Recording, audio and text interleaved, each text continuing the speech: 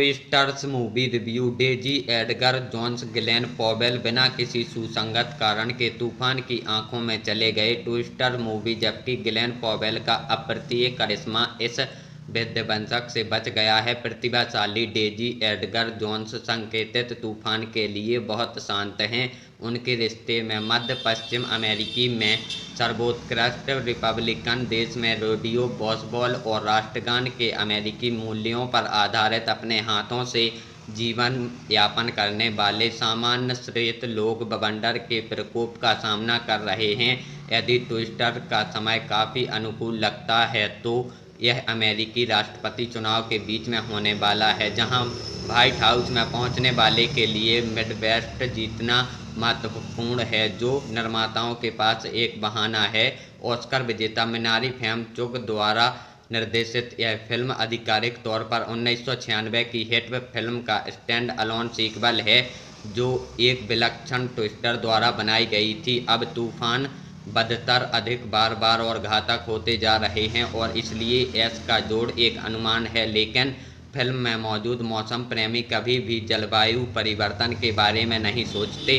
वे जो करते हैं वह लगातार एक के बाद एक बवंडर में धकेले दिया जाता है, जहां उन्हें बिना किसी स्पष्टता सुसंगत कारण के धकेल दिया जाता है या इधर उधर फेंक दिया जाता है। वह सारा विनाश और वे सभी दृश्य शानदार हैं, खासकर पहला। हालांकि आपको वास्तव में इतनी देखभाल करने के लिए हवा के चक्कर में निवेश करना होगा। आपका ध्यान आकर्षित करने के लिए आसपास कोई डरी हुई गाय नहीं हो, जैसा कि 1996 की फिल्म में था। भले ही अभिनेता सभी बातों के साथ सुपर प्रतिभाशाली लगते हों, नई पावन कतरानी बादलों को टकटकी लगातार देखना ताकि उन्हें यह पता लगाने में मदद मिल सके कि बवंडर कहां बनेगा। एक पीएचडी आकांक्षी छात्रा के रूप में केट एडगर जोन्स ने एक बार सोचा था कि वह डायर बनाने में लगने वाले सामान का उपयोग करके उनकी नमी को चूसकर बवंडर को नियंत्रित कर सकती है। एक प्रयोग के भयानक रूप से गलत हो जाने और उसके परिणाम स्वरूप 3 दोस्तों की मृत्यु हो जाने के बाद वह आहत हो जाती है, लेकिन फिर भी उसे न्यूयॉर्क मौसम स्टेशन में नौकरी मिल जाती है, जहां किसी भी इमारत में तूफान के बारे में उसकी बात अंतिम होती है। अब अतीत एक दोस्त के रूप में आया है जो उस डायपर प्रयोग का हिस्सा था। Javi romance. उसके पास कुछ नए उच्च रेजोल्यूशन राडार एक पहुंच है जो बवंडर के ठीक केंद्र से उसकी 3D छवि खींचने में मदद कर सकते हैं। कैट को कुछ अनुनय विनय करना पड़ता है, लेकिन बोर्ड पर आने के लिए ज़्यादा कुछ नहीं, क्योंकि जावी ने वादा किया है कि इससे मदद मिल सकती है। ओक्लाहोमा बवंडर देश जहां वे उतरते हैं, वहां चारों ओर से इकट्ठा हुए तूफानी तूफानों का पीछा करने वाले को एक समूह भी है।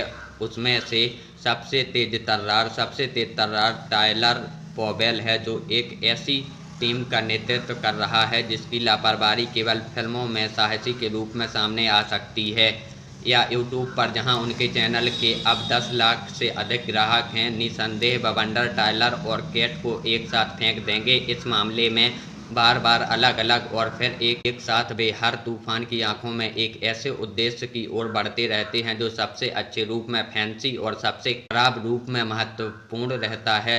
दोनों बार इस बात पर भी जोर देते हैं कि उनका लक्ष्य लोगों की मदद करना है, जिसका मतलब है कि वे बवंडर से प्रभावित लोगों से भरे शहरों में उतरते हैं और उन पर आश्रय लेने, भागने, छिपने, किसी की तलाश करने के लिए चिल्लाते हैं।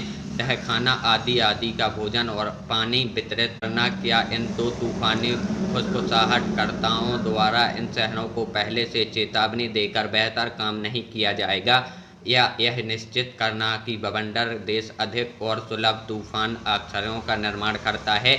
ये सवाल कोई नहीं पूछता, और जबकि पॉवेल का शांत करिश्मा इस विनाशक से बच गया है, प्रतिभाशाली एडगर जोन्स अपने रिश्ते में आने वाले तूफान के लिए बहुत शांत है। अन्य संकेतों के लिए अपने विजार्ड ऑफ ओन पर नज़र डालें।